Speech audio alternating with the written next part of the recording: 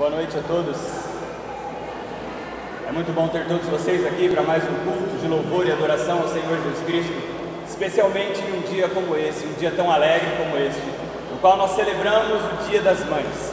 Um dia, como nós falamos hoje de manhã, que separamos para fazer de maneira mais contundente aquilo que nós deveríamos fazer o ano todo, que é agradecer ao Senhor pelas mães que Ele colocou em nossas vidas, agradecer pelas mulheres que Ele colocou em nossas vidas, para amar, cuidar e nutrir os nossos filhos também. Hoje nós estamos celebrando as mães, nós tivemos de manhã um café da manhã para todas as mães, todos eram convidados, nós tivemos já a apresentação das crianças, mas hoje em homenagem a elas nós também estamos refletindo na palavra do Senhor, a partir da experiência de uma mãe, Maria, aquela que é provavelmente a mãe mais conhecida da Bíblia. Nós estamos olhando para a história de Maria e aprendendo com ela. E isso nos traz um desafio muito interessante. Um dos motivos pelos quais nós amamos tanto a Bíblia é que a Bíblia nos desafia a reflexões fora das nossas identificações. Se você é homem, por exemplo, está aqui hoje, você deve se perguntar, afinal, o que eu tenho para aprender com Maria? Eu sou um homem do século 21. Você está falando de uma mulher do século I. Mas a Bíblia tem exatamente isso de interessante. Ela nos ensina que nós temos muito a aprender mesmo com personagens que são absolutamente diferentes de nós. A Bíblia conta a história de homens, conta a história de meninos, de meninas, de crianças, história de idosos, mas o fato é que independente da situação de vida na qual você se encontra, sempre há o que aprender com os personagens bíblicos. Por isso eu enfatizei hoje de manhã, nós não estamos fazendo uma reflexão bíblica para as mães. Nós estamos fazendo uma reflexão bíblica para a vida de todos nós, mas a partir da história, da experiência de uma mãe. Por isso eu quero te convidar a abrir a Bíblia comigo ou acessar a sua Bíblia, no Evangelho de Lucas, capítulo 2, para lá nós lermos juntos dos versos 39 a 52. Evangelho de Lucas, capítulo 2, versos 39 a 52.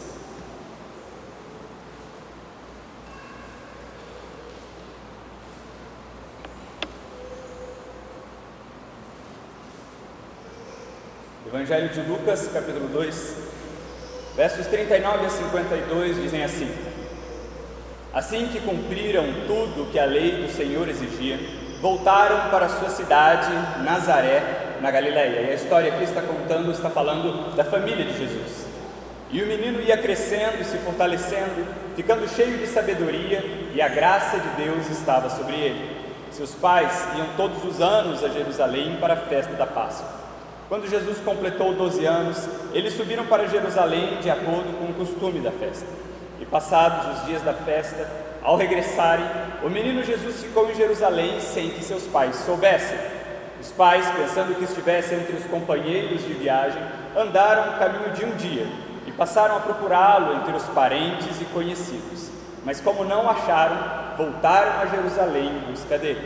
3 dias depois, eles o acharam no templo, sentado entre os doutores, ouvindo-os e fazendo perguntas. E todos os que o ouviam ficavam admirados com sua inteligência e com suas respostas. Quando viram, ficaram maravilhados, e a mãe lhe disse: Filho, por que fizeste isso conosco? Teu pai e eu estávamos te procurando muito ansiosos. E ele lhes respondeu: Por que me procuravam? Não sabiam que eu devia estar na casa de meu pai? Mas eles não entenderam o que Jesus lhe disse. E ele desceu com seus pais, indo para Nazaré, e obedecia a eles. E a sua mãe guardava todas essas coisas no coração. Jesus crescia em sabedoria e em estatura, e em graça diante de Deus e de todos os homens. Hoje de manhã nós começamos a refletir na experiência da maternidade de Maria, em Lucas capítulo 1, versos 26 e 38. Quando o anjo Gabriel aparece a ela e revela que ela haveria de esperar uma criança, que ela engravidaria do Espírito Santo do Senhor e daria luz àquele que seria chamado o Filho de Deus. O interessante daquela história, nós vimos de manhã, é que Maria já estava comprometida em casamento com José, mas eles ainda não coabitavam. Segundo o costume do casamento da época, o casal já era considerado casado a partir do momento em que o acordo era feito entre as famílias. Eles já eram considerados marido e mulher. Se não quisessem mais se casar, eles teriam que literalmente divorciar-se. Mas o fato é, eles já são casados, mas ainda não coabitam juntos. Mas ainda assim, ela ouve o que o anjo Gabriel tem a lhe dizer e diz: seja feito conforme a tua palavra, eu sou serva do Senhor. E aí nós temos um problema. O problema é que Maria não tinha ainda relações com seu marido, mas vai aparecer grávida. Nós vimos que, conforme o costume da época, só havia duas opções: ou Maria e José mantiveram relações antes do período apropriado do casamento, então eles são promíscuos aos olhos do povo, ou então Maria engravidou de um outro homem e por isso ela é uma adúltera. As possibilidades diante de Maria são as péssimas, quaisquer das duas que sejam. Ou eles tiveram relações antes do casamento, são considerados promíscuos pelo povo, ou, se o filho não for de José, ela engravidou de outro homem e é considerada adúltera. E essa segunda hipótese é terrível, porque José poderia, conforme a lei previa, levá-la a um tribunal. E no tribunal seria investigado se ela de fato estava grávida. E eles, entendendo que ela estava grávida de outro homem, a pena seria a morte. E não uma morte comum, a morte por apedrejamento. Quaisquer dos dois cenários são terríveis diante de Maria. Mas o fato é que ela ainda assim tem a coragem de dizer: eu sou serva do Senhor, faça-se de acordo com a tua palavra. Nós percebemos que a arte de fato retrata Maria de muitas maneiras, não é? Mas em geral as retratações de Maria na arte, principalmente aquela produzida na Idade Média, é sempre de uma mulher delicada, de uma mulher quase que indefesa, de uma mulher pequena. Mas nós não sabemos de fato como era a aparência de Maria. Mas uma coisa nós podemos afirmar: era uma mulher de muita coragem. Era uma mulher que não teve medo de se opor aos preconceitos da época que recairiam sobre a sua vida para cumprir a vontade do Senhor. Ela não tem nenhum medo de dizer: eu sei que muito mal poderá vir, eu não sei como meu noivo José responderá ao fato de eu aparecer grávida, mas ainda assim, eu sou serva do Senhor, faça-se comigo de acordo com a tua palavra, que ela diz. Uma mulher de fibra, uma mulher de força, uma mulher de coragem. Nós refletimos à luz dessa história porque sabemos que ser mãe é exatamente isso. É ser mulher forte, é ser mulher corajosa. O próprio ato de decidir de ser mãe é um ato de força e de coragem. Nós refletimos também em Lucas capítulo 2, versos 41 a 51, que contam quando Jesus já tinha 8 dias de vida, eles levam Jesus, o menino Jesus, para o templo. Conforme o costume da época do seu povo, eles tinham que realizar sacrifícios pelo menino e pela própria mãe, pela purificação do menino e pela purificação da mãe. Mas lá, quando eles estão no templo, eles encontram o profeta Simeão e a profetisa Ana. E o profeta Simeão olha para aquele menino e reconhece, fala para as pessoas que ali estão, que aquele era o enviado de Deus para salvar o mundo. Mas ao final, quando ele termina de profetizar isso, ele olha para Maria e diz: mas quanto a ti, uma espada transpassará teu coração. Mas quanto a ti, uma espada transpassará teu coração. O que o profeta estava avisando Maria é que de fato eles estavam ali num momento muito feliz pela vida e pela saúde do menino. Nós sabemos pela história do Natal que ele nasceu em condições nem um pouco adequadas, dentro de um estábulo. Eles estavam felizes que a saúde do menino estava indo bem, que eles podiam cumprir os rituais, mas ele avisa: criar este menino que o Senhor colocou na sua vida não será nada fácil. Você experimentará que uma espada transpassará a tua alma. É o que o profeta diz a ela. E de fato, conhecendo a história do Senhor Jesus, nós percebemos isso. E aí o texto continua. Então se chega a esse texto exatamente que nós lemos. O texto que conta uma história da infância de Jesus, da pré-adolescência, quando ele tinha 12 anos. Era costume na época que as famílias que moravam próximas a Jerusalém, as famílias de própria Jerusalém e as próximas de Jerusalém, todo ano iam para a cidade para a festa da Páscoa. O texto conta que a família de Jesus ia todos os anos. E um dia houve algo especial em uma dessas viagens, quando o Senhor Jesus Cristo tinha 12 anos.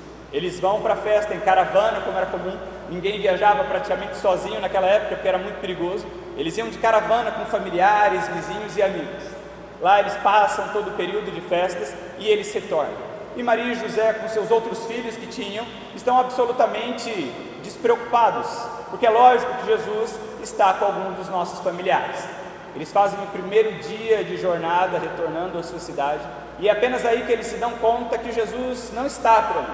Eles começam a perguntar para os familiares, para os vizinhos: vocês viram Jesus? Vocês viram Jesus? Mas ninguém viu. E eles percebem que Jesus provavelmente ficou por algum motivo em Jerusalém.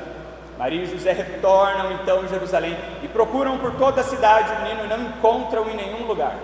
Mas finalmente, depois de uma longa busca, eles encontram dentro do templo. Eles chegam lá e Jesus está conversando com os mestres e doutores da lei. Jesus está interrogando, fazendo perguntas. E de fato todos que estavam ali se maravilhavam com a esperteza, com a inteligência daquele menino. E como seria comum em qualquer uma das nossas famílias, Maria e José, quando o encontram, ficam aliviados, mas também estão um pouco irritados. E fazem aquela pergunta que qualquer um de nós faria no lugar deles: menino, como é que você fica aqui e não avisa a gente? Eles chamam Jesus de lado e vão dar aquele amoroso puxão de orelha que todos nós conhecemos, porque em algum momento da vida todos nós já recebemos. Menino, como é que você faz isso? Eu não sabia que nós estávamos procurando por você, estávamos tão preocupados com você. E o pior é que o menino é esperto realmente. O menino é inteligente. Ele olha para sua mãe e para o seu pai e responde: por que vocês estavam me procurando tão preocupados? Vocês não sabiam que eu deveria estar na casa de meu pai, cuidando dos negócios dele? E o texto bíblico diz que Maria e José nem bem entenderam o que ele queria dizer com isso. Mas Maria, de fato, guardava todas essas coisas no seu coração. É interessante olharmos para essa história. Nós, quando olhamos para ela, começamos a ver que realmente Maria ter aceitado em sua vida dar à luz e criar o Filho de Deus não foi uma decisão fácil, não foi uma escolha fácil. O profeta já havia avisado que uma espada traspassaria sua alma, tamanha seria a dor que ela enfrentaria na vida por ser mãe de Jesus. E agora eu penso que ela começa a sentir uma pontada nessa história. Porque Maria demonstra toda a sua preocupação com Jesus. Jesus, nós ficamos preocupados, nós estávamos preocupados com você. E Jesus dá uma resposta que eu penso que Ele dá a todas as mães e todos os pais, mas que é difícil de ouvir. Jesus olha para sua mãe e a lembra que Ele, na verdade, não pertence a ela, que na verdade Ele pertence ao Senhor. O que Jesus está fazendo com essas palavras é lembrar Maria que, por mais que Ele seja de fato filho de Maria, mas na verdade Ele é filho do Pai Celestial. Ele foi colocado na vida de Maria para que Maria cuidasse de fato dele, que o nutrisse, que o preparasse para a vida adulta, mas na verdade Ele pertence mesmo ao Pai Celestial. Por isso Ele diz: você não sabia que já estou na idade, já estou na época, já estou no momento de cuidar dos negócios de meu Pai? E aqui é absolutamente interessante entendermos que aos 12 anos o menino judeu não era mais considerado menino, era considerado um homem. Aos 12 anos ele podia assumir as responsabilidades da família caso o pai estivesse ausente. E o que o Senhor Jesus Cristo está dizendo é isso: eu já tenho 12 anos, eu já estou cuidando dos negócios de meu pai. Mãe, eu não pertenço à senhora. Esqueceu? Que coisa difícil de se ouvir, não é? Deve ter sido difícil para Maria ouvir isso. Mas o pior de tudo isso é que é uma verdade para todos os que são pais e todos que são mães. A Bíblia coloca alguns princípios muito claros para nossas vidas. Um deles é que nada do que nós temos e nada do que nós somos realmente pertence a nós. Tudo que temos e somos pertence ao Senhor. Isso está claro na Bíblia desde Gênesis capítulo 1. Lá se conta que o Senhor criou todas as coisas da natureza, todas as coisas que existem no universo, e ao final resolveu criar o ser humano. E Ele pega o barro e começa a criar Adão. E quando ele termina de montar com o barro, ele tem um bonequinho de barro. Ele não tem ali um ser humano, ele tem um bonequinho de barro apenas. Mas então o Senhor sopra o seu fôlego nas narinas do bonequinho. E então o bonequinho se torna Adão, o primeiro ser humano. O que o texto quer nos ensinar com isso é que nem mesmo o fôlego que nós temos dentro de nós, nem mesmo esse ar que você tem aí dentro do seu pulmão é seu. Não estaria aí se o Senhor não tivesse soprado sobre as suas narinas. É simples assim. Nós pensamos que temos e que somos muita coisa, mas nada, absolutamente nada é verdadeiramente nosso. Tudo pertence a Ele, porque tudo foi criado nele, por ele e para ele. Esse é um princípio que nós sempre enfatizamos aqui, não é? Mas às vezes a gente raramente para pensar que nem mesmo os filhos que são colocados em nossas vidas são verdadeiramente nossos, pertencem ao Senhor. O princípio que o Novo Testamento tenta nos ensinar aqui é que todos nós somos feitos mordomos de Deus, servos de Deus. Cuidamos e administramos as coisas que Ele coloca em nossa vida. E um segundo princípio que temos que ter muito claro em nossas mentes é que nós teremos um dia de prestar conta de tudo, absolutamente tudo que é colocado em nossas vidas. Somos chamados a viver responsavelmente, justamente porque um dia teremos de prestar conta daquilo que o Senhor colocou em nossas vidas. Os filhos também. Eu me lembro da história que uma senhora me contou anos atrás. Ela estava com um filho, ainda bebê, menos de 2 anos de idade, internado no hospital.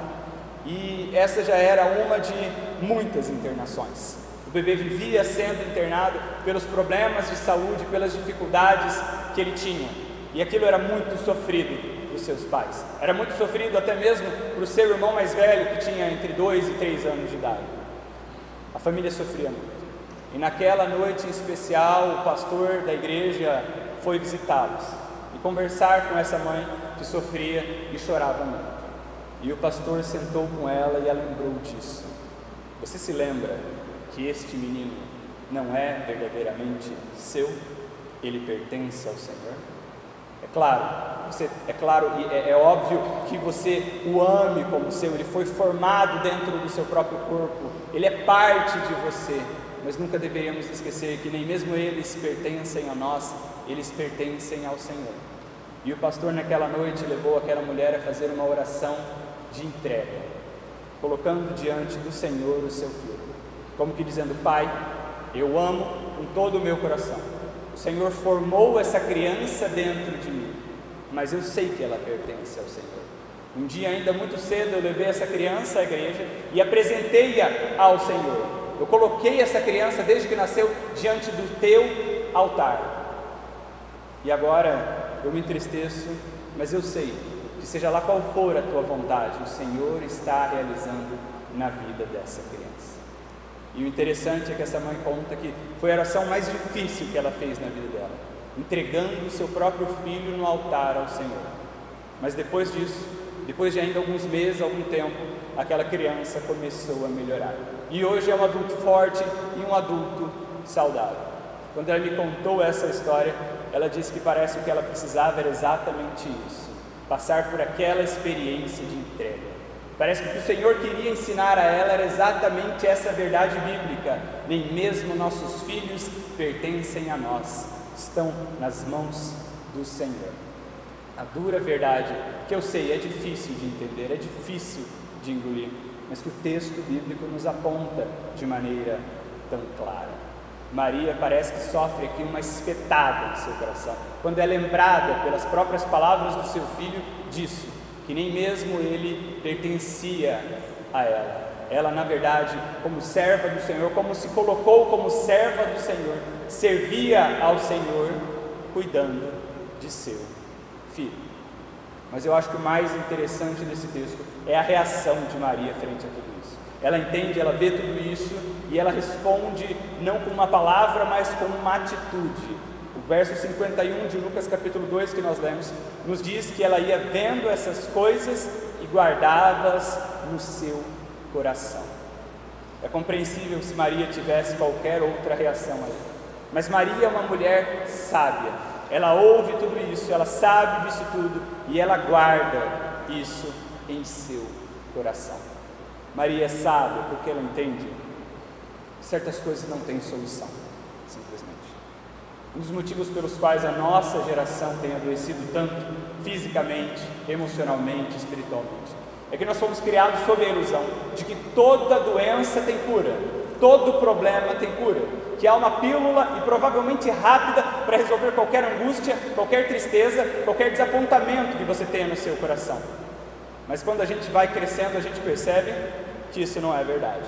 Tem coisas que não se resolvem, há doenças que não têm cura, há problemas que nós só podemos guardar em nossos corações e levá-los conosco.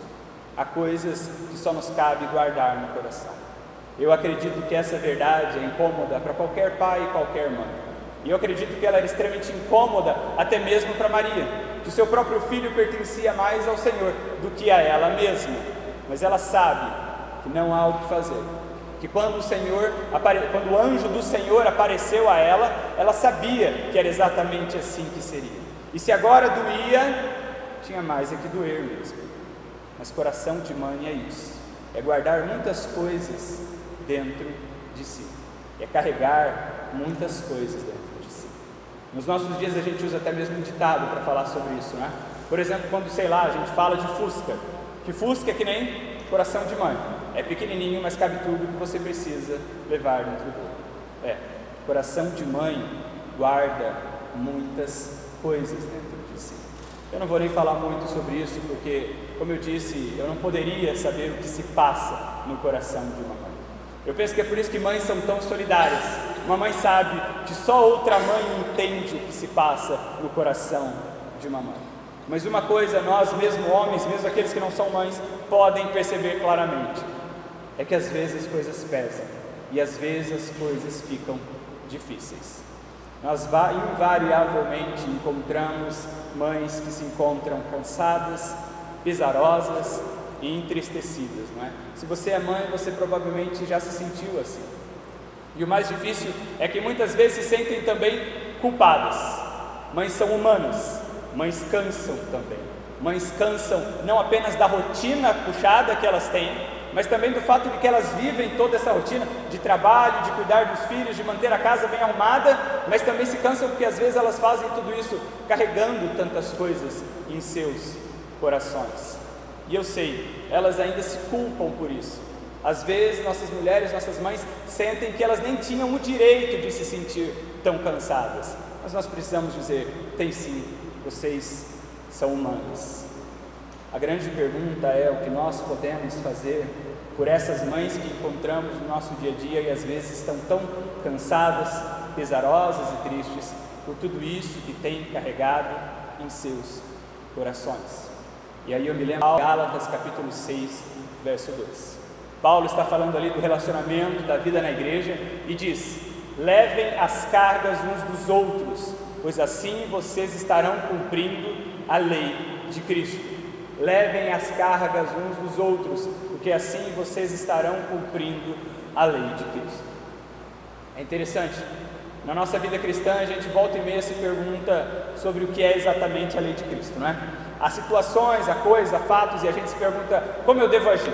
E às vezes a gente abre a Bíblia perguntando, é certo fazer isso, é certo fazer aquilo, eu deveria fazer isso, eu deveria fazer aquilo. A gente quer saber qual é a lei de Cristo, o que Cristo diz sobre isso ou aquilo, porque a gente quer viver uma vida santa diante do Senhor. E aí vem Paulo e diz: você quer mesmo entender o que é viver a lei de Cristo? Você quer mesmo seguir, cumprir na sua vida a lei de Cristo? Levem as cargas uns dos outros. Levar a lei de Cristo, viver a lei de Cristo em sua própria vida, é olhar para o lado e ver que tem gente carregando cargas muito pesadas. Algumas cargas são difíceis de aguentar sozinho. E perceber que às vezes você pode fazer algo por essa pessoa.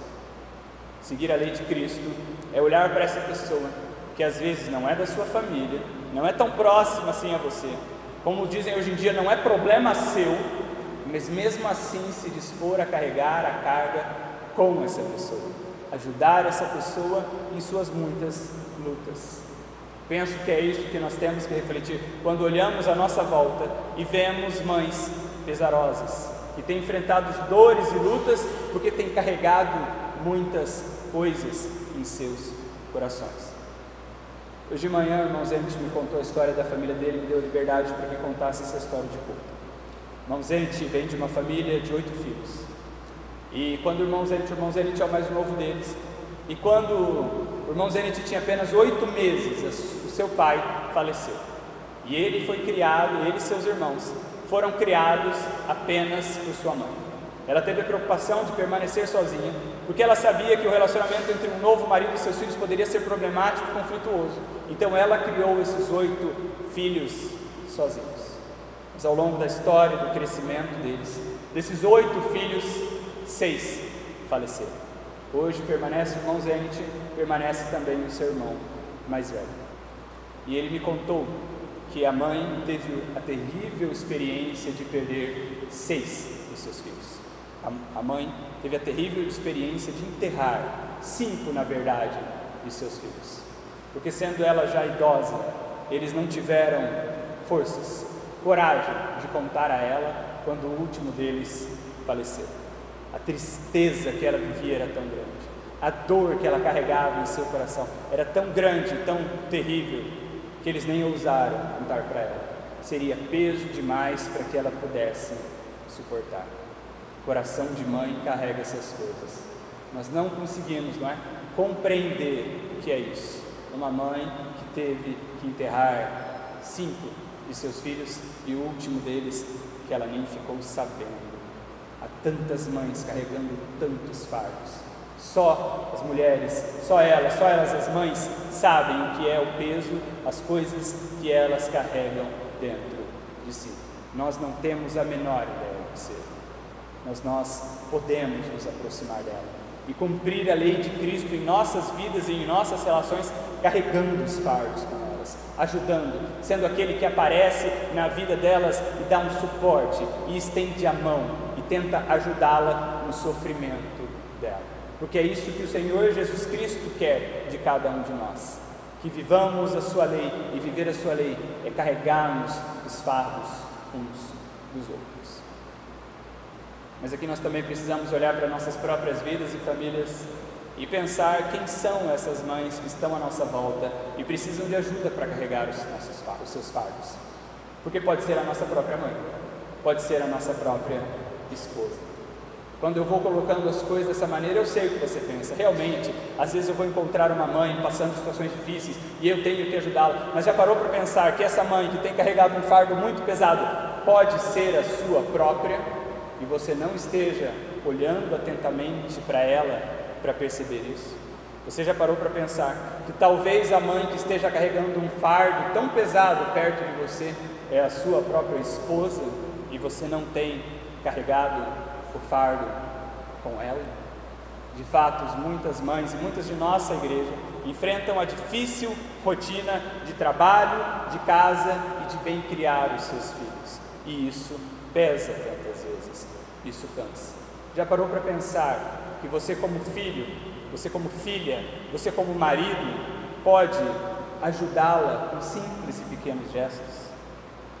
Já parou para pensar que se num dia, no final de noite, em que ela está absolutamente cansada, tentando arrumar os últimos detalhes, sem que ela veja, sem que ela saiba, você pode ir até a cozinha e lavar aquela pilha de louça que se acumulou do dia inteiro, e ela ainda vai ter que lavar, ela ainda vai lavar por asseio com a casa antes de ir dormir? E você já parou para pensar que se você fizer isso, você não está apenas poupando a sua mãe ou a sua esposa de uma tarefa, mas você está passando uma mensagem poderosíssima a ela, a mensagem de que eu estou com você, eu vejo a sua luta e eu não deixo você sozinha na sua luta, eu vejo a sua luta e ainda que eu possa fazer pouco, eu quero carregar esse fardo com você, eu vejo a sua rotina, eu vejo o seu cansaço e eu quero carregar esse fardo com você. Já parou para pensar que talvez esse seja verdadeiramente o presente que ela pede a Deus no Dia das Mães? Porque a gente se entristece vendo muitas famílias nos quais as mães e esposas são destratadas o ano inteiro e recebem um belo buquê de flores nessa data, e recebem abraços e tantos elogios, mas saiba de uma coisa, ela não vai te dizer isso por amor, então cabe a mim, que não sou mãe, dizer isso a você. O que ela realmente precisa é de um parceiro, é de alguém que esteja ao lado dela e carregue um fardo com ela. O presente que elas realmente pedem a Deus, não apenas hoje, mas todos os dias, é filhos que tentem compreender um pouco do peso que elas carregam por ser mãe, da dor que elas levam, do quanto elas precisam de um marido que seja literalmente um companheiro de jornada, que não seja um marido apenas que carrega a sacola de compras porque é pesado, mas que carregue junto com ela os fardos da vida, porque são igualmente ou ainda mais pesados. O que nós podemos fazer para verdadeiramente cumprir a lei de Cristo é carregar os fardos com elas. e às vezes perdemos esse foco. Vamos à igreja, fazemos um monte de coisa, levantamos a mão, louvamos ao Senhor e acreditamos que por fazer isso já estamos cumprindo a lei de Cristo e está tudo certo. Quando Cristo não suporta esse tipo de vivência religiosa, quando não é acompanhado de uma vida de correção dentro de casa. O profeta Abacuque é bastante enfático nessa palavra. Leia em casa e veja a mensagem tão dura dele às famílias, especialmente aos homens. Se você realmente quer dizer para as pessoas que é um servo de Cristo, se você quer olhar no espelho e ver que você é um servo de Cristo, pecador, mas que tem lutado para viver na sua vida os caminhos de Cristo, carregue os fardos das mães que estão à sua volta, a sua própria mãe e todas aquelas que cruzarem o seu caminho. Elas carregam tantas coisas e nós podemos ajudá-las. O texto continua contando que as coisas ainda ficam mais complicadas na vida de Maria. Lucas capítulo 8, versos 19 e 21, conta um texto da história de Jesus que nos embrulha um pouco o estômago, nos gera incômodo. O texto conta que Maria e os irmãos de Jesus, outros familiares de Jesus, começam a ficar incomodados com o ministério de Jesus. Eles estão observando o ministério que Jesus já realiza na sua vida adulta e eles ficam bastante preocupados. Eles sabem, eles veem que os ensinamentos e as ações de Jesus são extremamente polêmicos. E os fariseus, os doutores da lei, os líderes do povo, já estão ficando incomodados, já estão de olho nele. Eles olham para aquela situação e eles veem que vai dar ruim para Jesus. E como uma família amorosa, eles se preocupam. Eles procuram o Senhor Jesus, para provavelmente tentar dizer: Jesus, pega leve, Jesus, para com isso, Jesus, não está legal, isso aqui não vai dar certo. Como uma família amorosa, eu penso que qualquer uma de nossas famílias, eles fizeram isso, nós provavelmente também faríamos no lugar dele. Mas para surpresa de todos, justamente porque Jesus conhecia a intenção dos corações das pessoas, também de sua mãe, de seus irmãos, o Senhor Jesus Cristo não os recebe. O Senhor Jesus Cristo faz questão de não os receber, porque sabe por que eles estão vindo a Ele. Nos gera um incômodo esse texto, porque a gente pensa: nossa, que Jesus grosseiro. Como assim Jesus recusa a ver a sua mãe e os seus irmãos e ainda diz: não, familiares meus são vocês, que estão aqui à minha volta me ouvindo.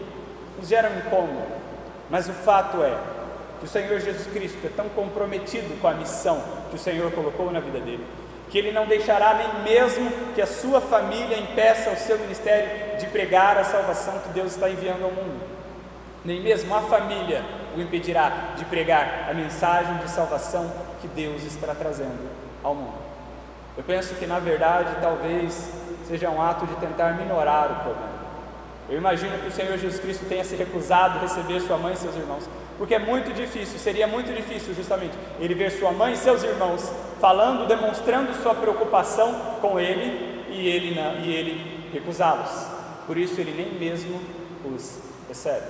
O fato é que o Senhor Jesus Cristo não despreza a sua família, mas Ele também não permite que ela atrapalhe o ministério que Ele tem para realizar, porque o ministério que Ele tem para realizar é um ministério de salvação para toda a humanidade. Deve ter sido uma outra pontada no coração de Maria passar por isso. Mas a história segue, e o texto nos conta que Maria e seus irmãos estavam certos, como eles previam dar ruim para Jesus.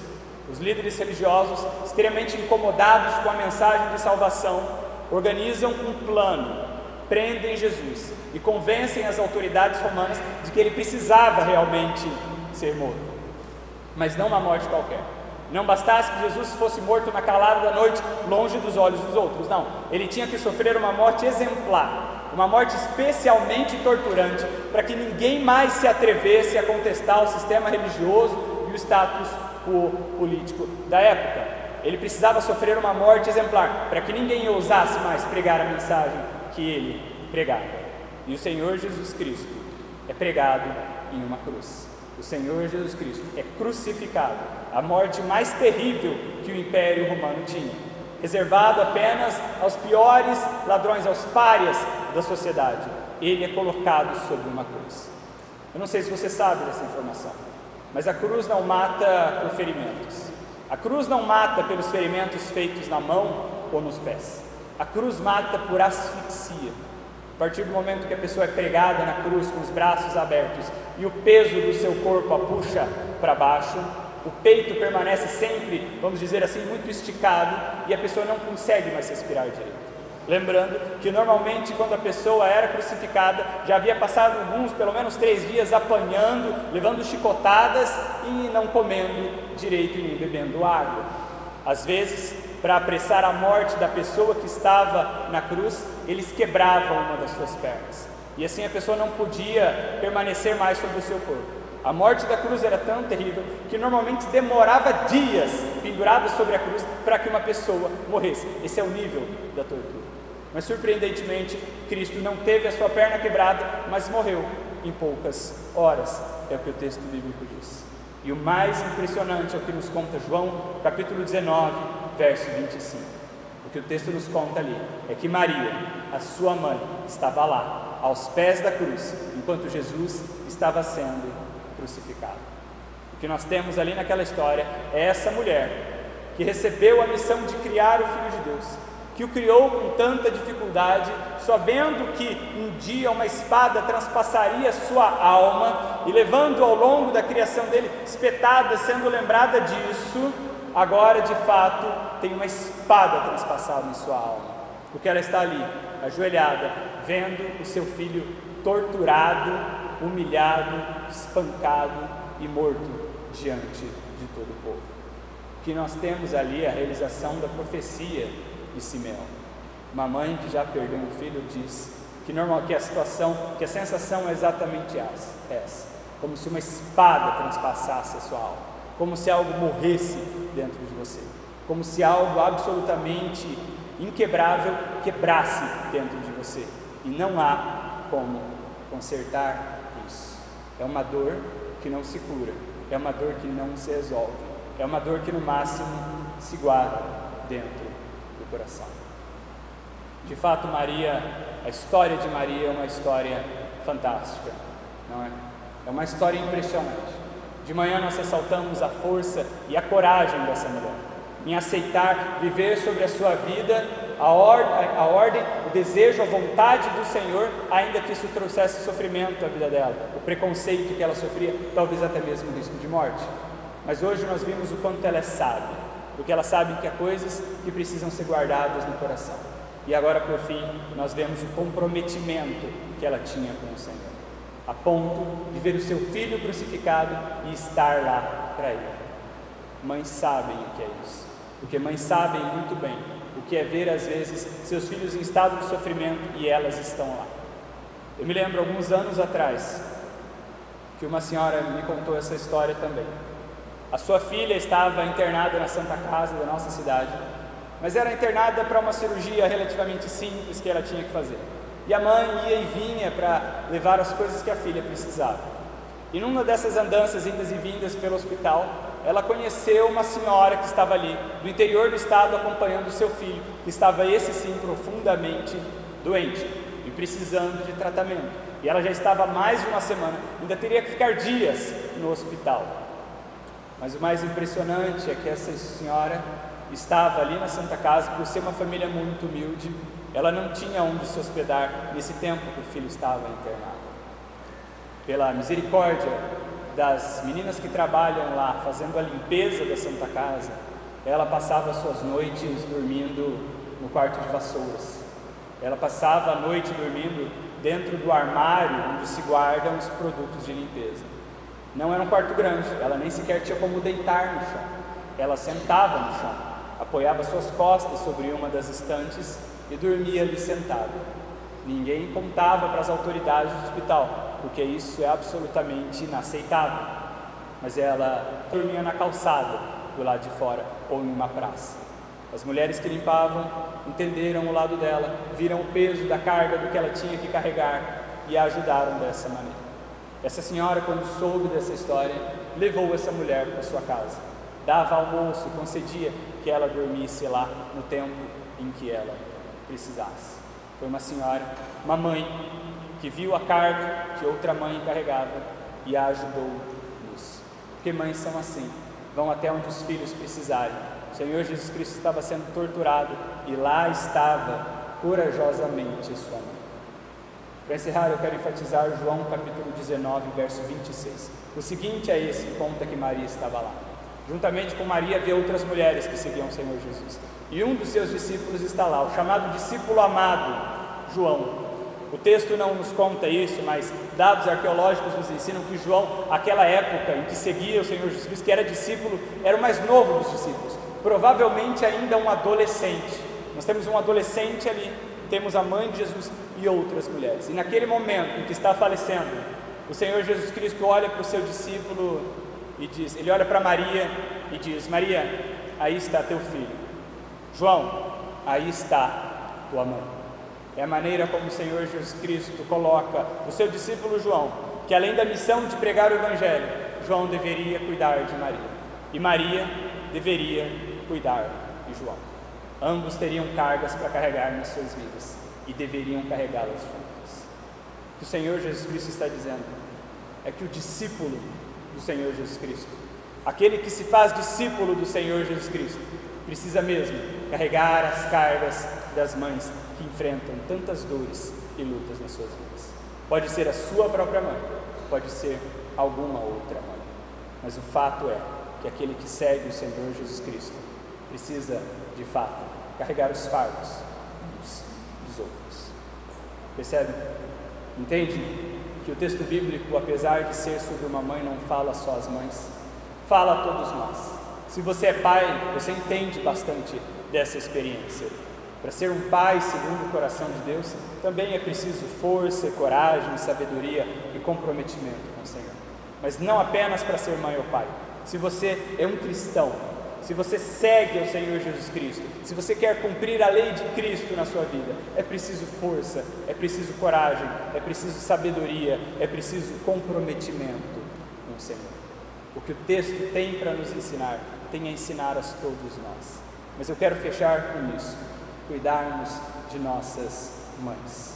Não apenas reconhecermos e abençoarmos o seu trabalho apenas no dia de hoje, mas reconhecermos o ano inteiro. Se reconhecemos apenas hoje, o que nós passamos hoje é um dia de hipocrisia. Se destratamos nossas mães, as desrespeitamos, ou simplesmente não mostramos cuidado por elas ao longo do ano inteiro, se fugimos dela, fugimos da responsabilidade de estar com elas e abençoar suas vidas com nossas ações, então esse foi apenas um dia de hipocrisia. Mas esse pode ser um dia também de conserto de vida, um dia de chegar para sua mãe e agora sim dar o presente que ela tanto quer, um dia de ligar para sua mãe, ou sentar com ela na cama antes de ir dormir e dizer: mãe, eu sei que eu não tenho sido o filho que eu deveria ser, eu sei que eu não tenho sido o filho tão amoroso que deveria ser, eu sei que eu não tenho te ajudado a carregar os fardos que a vida tem de trazer, eu sei que às vezes eu tenho sido um fardo para você, me perdoe, mãe. É um dia que você, marido, pode dizer isso. Eu digo e te dou cartões hoje que eu sou agradecido pela maneira maravilhosa como você criou meus filhos, mas eu reconheço, porque isso acontece em muitas famílias, que às vezes somos mais criados pelas mães do que pelos pais. Mas você já disse isso a ela olhando nos olhos? Você já teve essa coragem de olhar e dizer: obrigado, porque você esteve lá para os meus filhos quando eu mesmo não estive. Você lidou com situações que talvez eu devesse ter lidado, mas não lidei. Você ensinou lições que eram minha responsabilidade ensinar, mas eu não ensinei. Obrigado por ter sido a mãe que você sempre foi para mim, a mãe que você sempre foi para os meus filhos. Eu quero orar com você agora. Eu não vou pedir para ninguém ficar em pé, porque o objetivo não é constranger absolutamente ninguém. Mas eu quero te convidar a olhar para a sua própria vida, para a sua própria família, para a sua própria mãe, para a sua própria esposa, e se perguntar se você realmente tem dado o presente que ela tanto sonha, se você realmente tem sido o filho que ajuda a carregar os fardos, o marido que carrega com elas também. Vamos orar.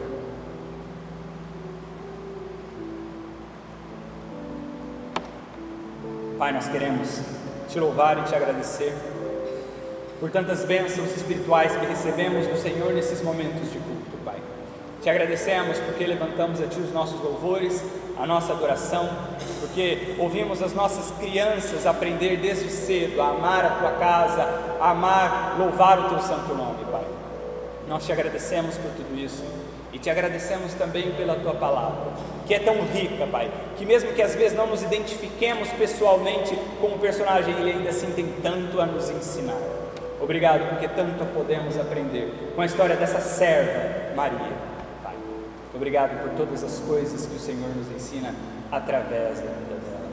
Agora pedimos, Pai, ajuda-nos a carregar os fardos uns dos outros. Nós queremos viver a lei de Cristo, Pai. Ensina-nos a viver a lei de Cristo como o Senhor quer que nós a vivamos, cuidando uns dos outros, abençoando uns aos outros. Ensina-nos a abençoar especialmente nossas mães, Pai.